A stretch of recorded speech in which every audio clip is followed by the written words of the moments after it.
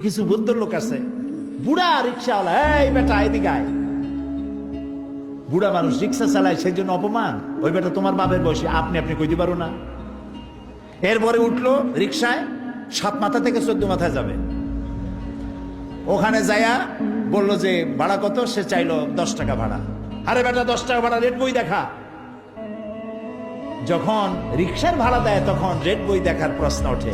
আর যখন শাড়ি কিনতে যায় লেখা আছে ফিক্সড প্রাইস, ঢোকার সাথে সাথে একটা 7 আপ অথবা একটা কি ফান্টা মান্টা কিছু একটা দিল, খাইয়া ঠান্ডা। শাড়ির দাম কত?